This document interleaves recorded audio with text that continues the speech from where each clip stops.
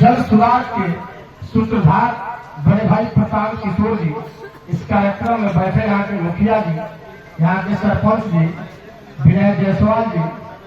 मैं केवल एक दो बातें ही कहूंगा। माताएं बैठी हैं, किसान भी है, नौजवान भी है, मजदूर भी है। आपने 35 साल देखा है यहाँ की दुर्दशा। माताएं दवा के बगैर हॉस्पिटल में जाती हैं, ब्लॉक में जाती हैं, दवा नहीं मिलता।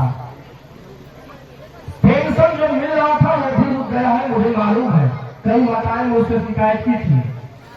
आज महिलाएं दर दर भटक रही हैं, किसान नौजवान दर दर भटक रहा है। इसका एक ही वजह है, सरकार की निकम्मेपन। आप बताएं, ध्यान दें, नौजवान ध्यान दें। आज पढ़ा लिखा नौजवान जम्मू कश्मीर तक जाने के लिए तैयार है, केवल रोजी और रोटी के लिए।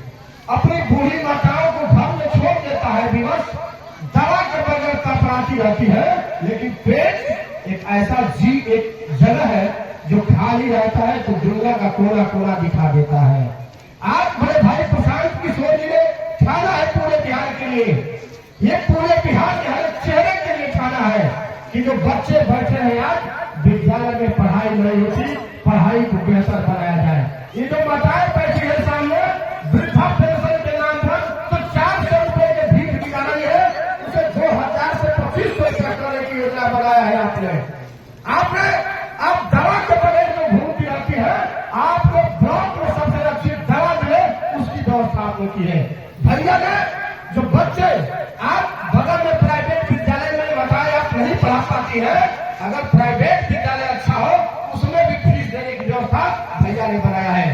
तो आप सभी से निवेदन है कि यहाँ के किसान हो, नौजवान हो, मजदूर हो, माताएं हो, बहनें हो, सभी के लिए आपने प्लान कर लिया है। एक बार विश्वास जताइए, नहीं तो 35 साल से नौजवान, ये मजदूर, ये किसान, सबको ठगने का काम किया सरकार ने। किसी के लिए जात के नाम पर, किसी ने धर्म के नाम पर, किसी ने मंदिर के नाम पर, किसी ने मदरसे के नाम पर। मैं कहता हूं अब हम नहीं ठगे जाए, इसकी उपाय करना है। मैं कहूंगा कि भगवान तेरे दरबार में ईमान नहीं है, मंदिर भी है, मस्जिद भी है, इंसान नहीं है। तो हम सभी इंसान की श्रेणी में खड़ा होकर और मानवता को जीवन करें और सभी प्रचार भैया के हाथों को मजबूत करें कि बिहार में फिर एक नया बिहार बनाने की कल्पना की जाए। इसी के साथ जय जय सुराज, जय